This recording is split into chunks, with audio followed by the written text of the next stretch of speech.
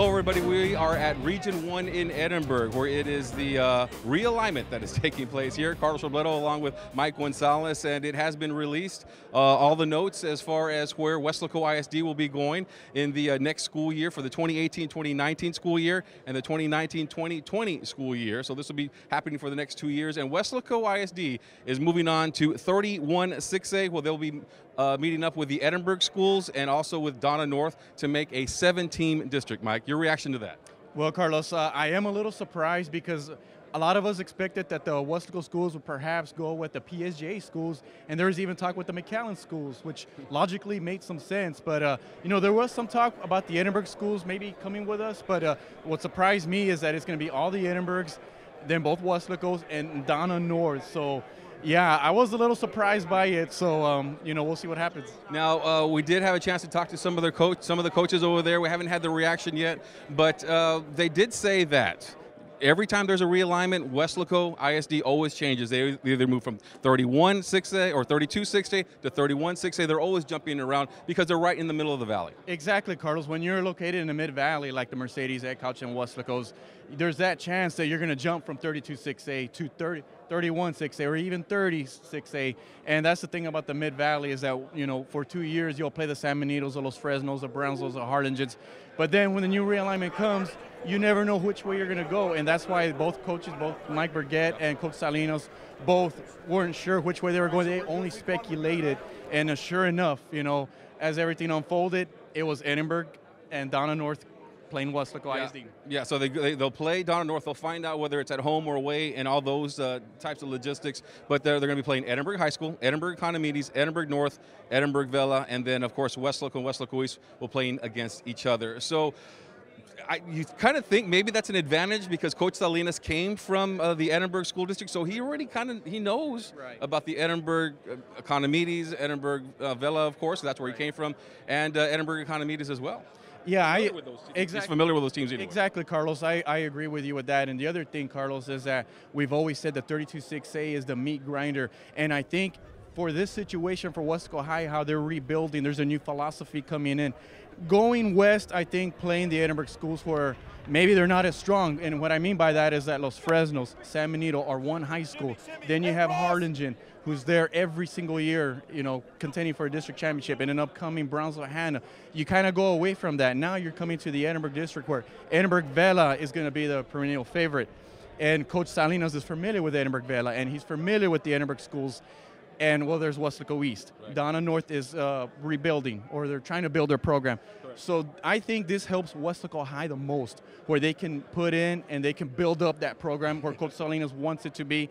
And if you ask me, Carl's strength of schedule, I think is now in favor of Weslaco High as far as building that program. Yeah, and one of the things also that we like to do at this time, take a look at who these teams are, take a look at the district and who is the favorite in this district. And you got to believe Vela. Right. You know, do they have some key players coming back? Do they not? I know they have. They'll have a second-year coach, but this is a team, you know, that went deep into the playoffs. They're probably going to be the favorites in 31-6A. Exactly, Carlos. And I mean, I had a chance to talk to Dr. Greg Selbra, a very good buddy of ours, and I picked his brain because he's familiar with the Edinburgh schools. And I asked him about Edinburgh Vela, who is coming back, who isn't coming back, and he pretty much said that it's a mixture of players that are they're gonna lose, and there's some guys coming back. As far as the top receivers are going to be coming back. They're losing their quarterback. They have an all-state lineman that's going to come back next year. And again, this is a team that went 12-1 last year. That's been in the playoffs, what, 4 or 5 years in a row, dating back to when Coach Salinas was there. Right, exactly. Let's take a look at the other districts while we're at it here. 32-6A, that's the old meat grinder district. We'll have Hannah, Rivera, Harlingen South, Los Fresnos, and San Benito. So that is a 6-team district, it looks like, and so they're just losing Weslaco and Weslaco East. In 36A, it'll be La Jolla, the La Jolla schools, La Jolla, Juarez Lincoln, McAllen Memorial, McAllen Row, Mission, PSJA, and PSJA North. Now, one of the things also that takes place right here is the non-district schedule. They will take a look at who they'll be able to play outside of the district. Mike, what have you heard so far? Well, I had a chance to talk to Coach Salinas a few days ago, and he tentatively had McAllen Row, Edcouch Elsa, and PSGA North as the 3 teams in the non-district schedule, with Brownsville Veterans perhaps being one of the teams for scrimmage. No Donna High, I'm sorry. But yeah, he had Edcouch, McAllen Row, going away, coming back to the Valley. Right. Or we had George Ranch the last couple of years, and then we had it's not going to happen.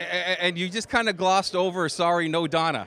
But I mean, that is something that will definitely be talked about, because 2 years ago, Weslaco was trying to get a game with Donna. That did not take place under the old head coach, Tony Villarreal. They couldn't get it. And that is always something that is talked about every 2 years. Weslaco versus Donna, one of the premier rivalries in the Rio Grande Valley, and it doesn't look like it's going to take place again. They talked about it, getting it done, and they just couldn't come to an agreement, according to the coaches. Yeah, exactly, Carlos. And I mean, it happens. I know a few years ago, the same thing happened. There was that gap where they didn't play each other for what, 4 or 6 years, whatever it was, and then they brought it back. And then, I know it's something that the community really wants, but for now, I know Donna High, they stayed at 5A, so perhaps the level of competition, they just felt like right now Weslaco High is not a team they want to play right now. Perhaps maybe in the next realignment, when in 2020, if Donna High is able to get back on track where they want to be, maybe they'll bring that rivalry back. And the other rivalry also, hey, we have Coach Burgett right here, so let's go ahead and bring him on board. Tell me a little bit, what is your reaction, first of all? Black shirts. Tell me a little bit about your reaction, first of all, to being moved to 31-6A. I'm excited. Let me tell you this right now. Leaving the district we're at, the Harlingen, the San Benito, the Hanna, the Harlingen South, the Rivera, Weslaco, Los Fresnos. I mean, will I miss them? Maybe. Yeah, I will. I got Harlingen week 4 and I got a Hanna week 3. Yeah, I'm going to miss them. It was a heck of a district. But coming in playing the Edinburg schools and the Donna North, I mean, in Weslaco, of course, that's a tough district. So we're going to have our hands full, mostly since we lost everyone. Coach, I know in realignments there's always surprises, but there was talk about perhaps our school districts going to the PSGAs and the McAllens maybe coming together. So when you opened the envelope and you saw Edinburg's and Donna North, what was your reaction? Were you surprised? Yeah, I was surprised because we're 21 6As. I figured it'd be 7-7-7. But I guess because of travel, they didn't do that.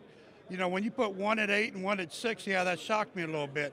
I thought maybe San Benito would jump west or Donna North would go east, but that didn't happen. But we're pretty excited. I'm excited to play the Edinburg schools again. You're talking about Edinburg Vela, who was 10-0 last year. We played Edinburg Vela a couple years ago, and we beat them in the playoffs. But we know we got a whole bunch of new kids coming back. We're very young. We lost a 2,000-yard rusher. We lost a 270-pound quarterback. Lost JC. We lost a lot. Yeah. So we're building right now. We're going to be very young next year, but I think we'll be okay. Lost about maybe 80% of your offense, maybe even more with the, losing Pedraza and Lefevre and JC. One of the things also we need to think about is when you do go to the playoffs, because we know it's a tradition at Weslaco East, playing against 32-6A. Yeah, one thing is we won't have to go look for film. We played Harlingen, San Benito, Los Fresnos, Hanna, Harlingen South, all those schools down there. I might forget a couple, so I shouldn't be mentioning names, but it's going to be a heck the first round.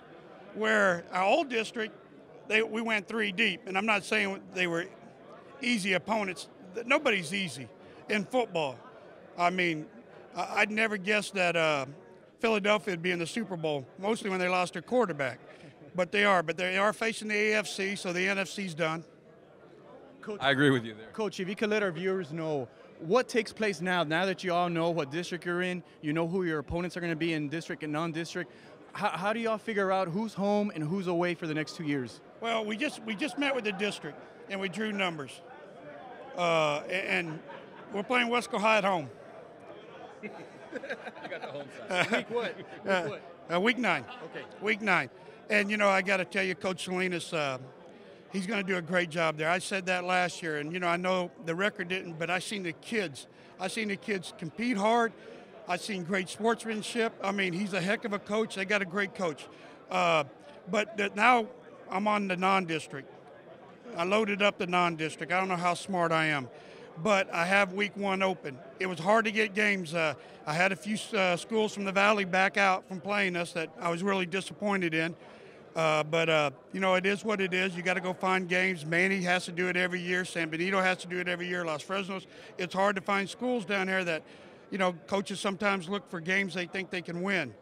I want to play games that are going to test my kids. Right. And, I was a little disappointed this year in that. But, it is what it is. I had San Antonio Reagan for week 4. But, you know, I also told the coach, and he also told me that if things worked out that we wouldn't be playing each other, but we had it set for week 4, and we was excited. Our kids was excited. I don't know, they know what they're getting themselves in for. But we ended up playing Harlingen, and that coach ended up playing someone else. You know, we've been on the phone all week, and I tried to call Hutto. They have a 4,000-yard passer coming back, and I want to see if they want to play week 1. You know, you're talking about a team that goes 3-4 deep in the playoffs, so we're going to test our kids. Coach, so your non-district schedule, once again, it's Harlingen and Hannah. Is there a third game? Well, week 1, I don't have a game right now. We're calling the teams from up north. We got Laredo Alexander, who's got everybody back, week 2. We got Hannah week 3, because they have everyone back. And then we have Harlingen week 4. All right. Do you want to start talking about some of your players that are coming back from this past year? You know, you have a quarterback yet? That's always a big question. Well, we had a quarterback move in from Mexico. He's been out of school next year in August at 365. He'll be eligible. He's 6 foot, 180 pounds, and what a great kid. Right now, I can't communicate very well with him. He's learning English, and my Spanish ain't very good. So, but what a kid, what an athlete. I got 2 little running backs coming back that played when Roy got hurt, and, you know, they did really good. They're small, though. I got all my fullbacks back. I got almost my whole offensive line back, but I got to find some receivers. You know, at East, we throw the ball a lot, so I'm trying to find some receivers. And we have 13 kids back that at least started on defense because of injuries or some situation that happened. We got both our defensive tackles, Bonda and Robert, back. Bonda made honorable mention All-State. He's a hell of a defensive tackle. We have our middle linebacker back. Everybody knows that. Freddie Cardenas is one of the best players I've ever coached. He's back. We have our other inside backer back, Robert Vela. We have Ramsey back that started at free safety. We have Hector back that started at safety and corner. We have Joel back, 6'1", 185-pound outside linebacker. He broke his arm last year, but he played 6 games, and, man, the kid can hit. We got Carlos Espinoza back, outside linebacker. So we got a lot coming back on defense. Coach, we've talked a little bit already about the district, and right now, you take a look at what Edinburg Vela did last year, and of course they have their coaches. He's been there. He came in the first year and did very, very well. So we've talked already here amongst us that Vela's the preseason favorite to win the district championship, and Weslaco East is going to challenge them. How does that sound? It's a good thing, isn't it, Coach? On paper, Coach. What do you think? Because it's not just going to be us. It's going to be everybody, all the rest of the media in the Rio Grande Valley. That's what they're going to probably be predicting for Edinburg Vela, realistically. Coach, you got to admit, that's something you want, don't you? Because when you guys were ranked number 1, you didn't like being number 1, and you guys were favorites. Why? I can't see how you can rank. You know, I'm not dogging Vela. Vela went 10-0 last year. We play Vela the 10th game of the season next year. Right. We played them last week at their place. We played them a couple years ago, and, you know, we was a 4th-place team out of our district, and they were district champs. And, you know, and last year they beat Hannah on a 55-yard field goal. We're not saying you're not going to beat them. We're not saying it's not going to happen. All we're saying is on paper, preseason, that's the way the media works. That's where they analyze things. Didn't they have the Cowboys up there high, too, this year? Yeah. You're absolutely right. On paper, Coach. We might not make the playoffs next year. I'll tell you that right now. The first time in 12 years since I've been there. I don't believe that, Coach. But, you know, we tell our kids, we're going to go, we play Donna North, first district game. That's the team we're trying to get ready for. The non-district games to get ready for Donna North. You can't go undefeated in district if you don't win that first one. And you got to take one game at a time, and you can't take anyone lightly. Edinburg Vela is a loaded school. Everybody knows that. Everybody wants to go to Edinburg Vela in Edinburg. They're a loaded school, but I'm worried about Edinburg North. Since I come down here, Edinburg North's had some of the best-looking kids in that school. I'm worried about Economedes. I played those for the last few years. They hit hard. They're well coached. I'm worried about Edinburg High, who, since that coach has got there, that program's going up. I'm worried about Weslaco High, Coach Salinas. He's got that program going. So to say somebody's favored, nah. All right, Coach. Thank you very much for that perspective. I appreciate it. We'll let you go. I don't want to hurt no feelings now. Edinburg Vela's a good school. Thanks a lot, Coach. Thank you very much. Always fun when Coach Mike Burgett is here. When you get on the other side, we bring in Coach Oscar Riojas. to talk a little bit about also the realignment that has taken place, athletic director for the Weslaco ISD. Right here in the middle, Coach Riojas, talk to us a little bit about what is going on here today, and how do you feel about moving on to 31-6? Less travel, or is it almost the same? You're going to Edinburg now instead of going to the other side of the valley? Well, I think our coaches are going to be excited. This is a really good district. I feel like it's going to be a district that's going to be a challenge, but I feel that our teams are going to do very, very well in our district, with all due respect to all of the schools in our district. But I think that our teams will be excited about traveling to Edinburg for a change. So I think. Are you surprised, as we are, with the way everything unfolded? Well, you know, to be honest with you, I am. There's so many things that happen throughout this whole time. You know, so many scenarios that are brought forward. There was about 4 or 5 different scenarios. And so this was one of the ones that was actually proposed, so somebody was doing their homework, right? But, you know, obviously, you know, the UIL works really, really hard. I've been a part of just the glimpse of all the entire state of Texas and what goes on behind the scenes to put all of this packet together for the entire state of Texas. So there's so much intricacies that happen. The UIL works really, really hard.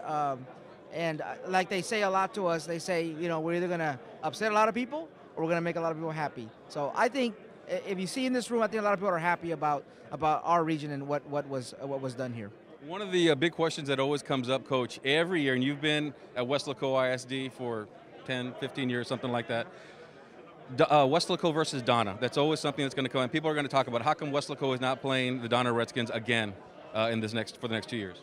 You know, it's a really good question. I know coming into Wesco years ago, you know, there's so much tradition between the two programs and so much, you know, it goes way, way back. And, you know, it's hard to explain in one sentence. It really is, you know, without giving it, you know, justice. I can tell you that as far as we're concerned, as far as the Wesco ISD is concerned, we've reached out to all the Mid-Valley schools.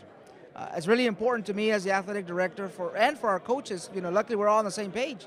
That, you know, we want to kind of keep that Mid-Valley rivalry. You know, for many reasons. Number one, yes, it's great for our kids. Number two, it's great for our gate as well, for our stadium. Money game. Right. And so, you know, Donna just, you know, they didn't want to play us. You know, and we have to respect their wishes. You know, we reached out to them. We asked them early on. We asked Mercedes. We asked Ed Cauchelsa. You know, to ask, hey guys, let's play. You know, these are good games. You know, is Ed Cauchelsa on the schedule though for Weslaco High School? Is on the schedule for Weslaco High School. We were trying to get them on Weslaco East High School as well, but they only wanted to keep Weslaco High. So we thought, okay, you know, we can work with that. So. Awesome. Oscar, are you going to miss playing in 32-6A? I mean, I think both of our high schools. I mean, when it comes down to any sport, right, 32-6A was always the meat grinder, and like me as a fan, I loved playing the San Benitos. I loved playing Los Fresnos. How do you feel about? No, obviously, yes. You know, 32-6A was a very, very tough district. You know, with all due respect to the schools, San Benito, Los Fresnos, the Harlingen schools. You know, the Brownsville schools. I mean, you cannot take anything away from any of those programs. They work so hard with the kids. Larger numbers of students, population-wise. You know, it was a meat grinder of a district, but I felt that we fared really well, you know, in our district. You know, our programs, our kids, our coaches have worked extremely hard every single day to put on a good product every time that they go out there and compete, you know. And we use that word very, very importantly, compete. We want to compete. That's why we are what we do. So, yeah, we're going to miss 32-6A. I don't know that they're going to miss us. There you go. Thank you very much, Coach. I appreciate it. Thank you for being with us here at the yes, sir, you're very good. You're good. Once again, let's go through it. Weslaco ISD will be moving on to the 31-6A, which will include the Edinburg schools. Donna North, Donna High School is staying at the 6A, I'm sorry, the 5A level. Donna North is moving up to 6A, and then of course the two Weslaco school districts. As far as the schedule is concerned, Weslaco East, the non-district schedule, Weslaco East will be playing Hanna, and they'll be playing Harlingen, and they still are looking for a week 1 opponent. And then the other thing is they're going to be playing Weslaco High. Weslaco East and Weslaco High are going to be playing in week 9 of the season. So that is what's going on right now. Let's go ahead. Let's bring in Coach Salinas, who's with us right now. Coach, right here in the middle, and your reaction to 31-6A. You're familiar with that district because of the Edinburg schools. You were there. We didn't expect it. I didn't anticipate an 8, 7, 6-team district, but excited about where we are. I think it's a great district. I think it's going to be very competitive, and I think it's good for our community and kids. The 32 6A is always known as the meat grinder district, very, very tough, competitive. This one is going to be pretty competitive as well, do you feel? I think there's no question, having been in that district or coached in 31 6A and played against the Edinburg schools, it's going to be a competitive district. I think every game's going to be important, just like always. But again, I think it's going to be a positive thing for Weslaco. Do you feel like maybe a little advantage because you were in that district? You know a little bit about Economedes, you know Edinburg North, and of course you know Vela? I wouldn't say an advantage because they know us as well. So I think it's a tough district. We're excited about it. I didn't anticipate it. Really anticipated 3 7-team districts. So I think for everybody here today, that's a tough deal because it looks like in the state we're left with 3 6-team 6A districts, 2 in El Paso and 1 in the Valley. Coach, I mean, as we mentioned, you're familiar with the Edinburg schools, been there coaching for a very long time. If you can, tell us what kind of style do the Edinburg schools play? What should our viewers expect when Edinburg North, Edinburg Economedes, and Vela come to town? You're going to get some athletic kids that are physical, and you know, Edinburg High, Coach Lay has done a great job there resurrecting that program and getting them back on track. Edinburg North has always been big and physical, and they're going to go through a transition with a new coach. Vela has been successful the last couple of years. And, you know, Economedes, Coach Pena has done a really good job over there establishing that program. So it's going to be a tough district. Tell me about the non-district schedule, and if you can speak to trying to schedule Donna, because that is always something that is important to the fans and to the diehards of Panther Nation. And that's not going to happen again for the next 2 years, not going to be able to play Donna. No, I think Donna was sort of out of the mix because they're in a 10-team district. Their only non-district game is going to be against Donna North. Which is understandable to play their sister school. So we reached out, we visited about it, but we didn't anticipate that it was going to be able to happen. And Mercedes also, that's always a good game. Mercedes is a good game, would have loved to have that one on the schedule. Coach Adama and myself couldn't get it to work out, so we ended up with Nicky Rowe week 1, Ed Couch-Elsa week 2, which is a good rivalry to get back, PSJ North week 3, and Harlingen South week 4. No George Ranch. No George Ranch this year. Coach Tullis went to Pearland, so. Tell us, Coach, in what way those 3 teams are going to prepare you guys for district? Why did you guys choose those schools? Nicky Rowe, they're a spread team. They're going to move it around. They're very, very athletic. They got great skilled kids. Ed Couch-Elsa, it's going to be a big game for our kids. It should be a good environment. Both communities really take a lot of pride in their football, so that's going to be one for our kids to sort of get some jitters out. And then PSJ North is going to line up and run it at you and do those things, so I think that'll prepare us. And then playing Harlingen South last year, I think Coach Ritchie does a great job. His kids were very well coached. We had a really tough game against them. So going into district, we felt like that was going to give us an opportunity to be ready. What about the off-season program, Coach? Now starting to look at the 2018 football season. How is that going, and are you guys going to have a spring ball this year? Our plan right now is to have spring ball. We have changed sort of our school calendar, so we're taking all those things into consideration. We have a lot of kids playing multiple sports and participating in baseball, so we're sort of going to feel it out. We have a plan A and a plan B, but our initial plan is to have spring ball again. I know Jacob broke his collarbone. He was, one of your quarterbacks from last year.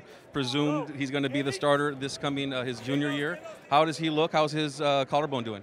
He's doing well. He's fully recovered. We got a couple guys at that position, so we'll let him compete, and then at the end, sort of sort out who the guy's going to be. Is he playing baseball? Yes, sir. Yes.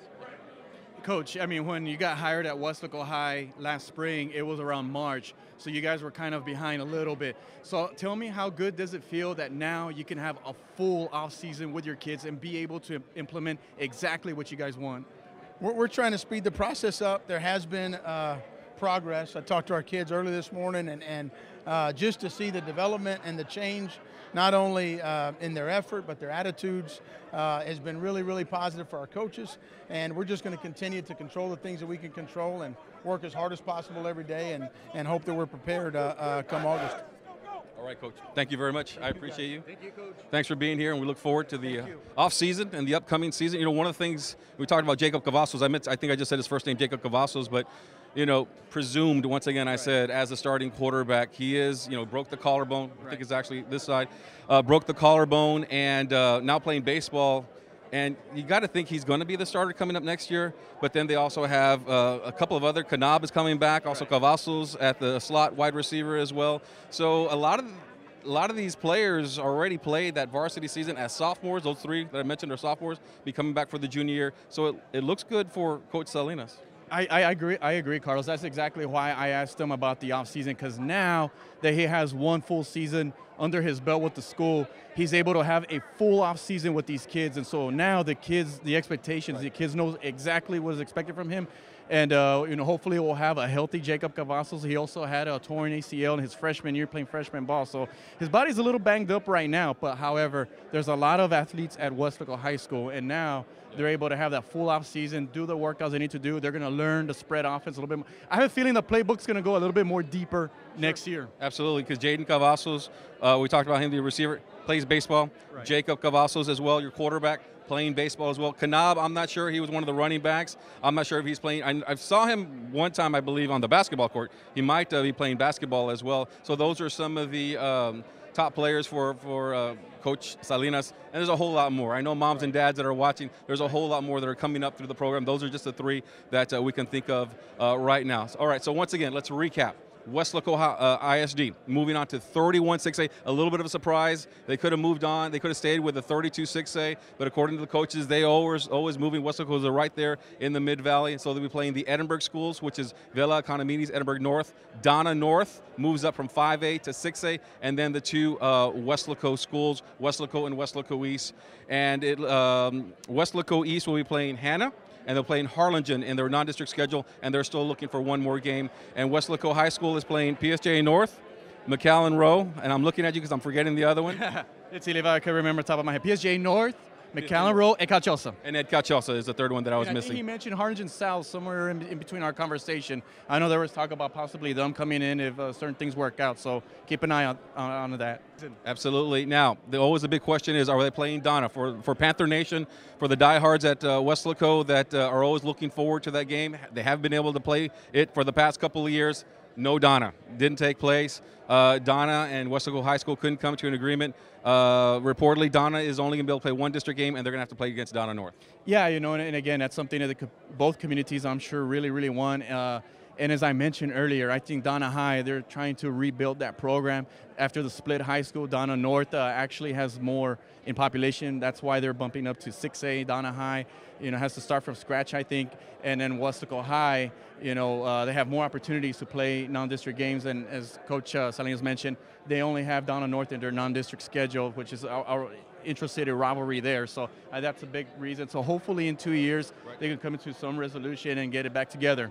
It's always interesting because those Mid-Valley rivalries are always so much fun. I know Weslaco traveled to Mercedes, and they sold out. They sold out that visitor side at Tiger Stadium. It's not going to take place. They're not going to be playing each other for the next 2 years, Mercedes. But they are playing Ed Cachosa. They got a new head football coach, and of course La Máquina. They always bring it every year. Yeah, and the new head coach coming in, I'm curious to see what kind of style he brings in. I think he has some college football background in his system, so that's going to be a lot of fun to watch and see what unfolds.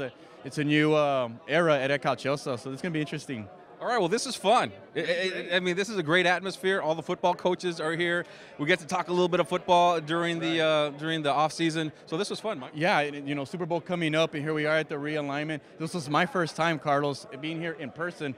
In all my years as a newspaper reporter, I had to make the phone calls, doing it the old school way, but it was a lot of fun to be here. It was great running into some old coaches that I used to work with when I was in Brownsville and in Harlingen, and of course the Mid-Valley.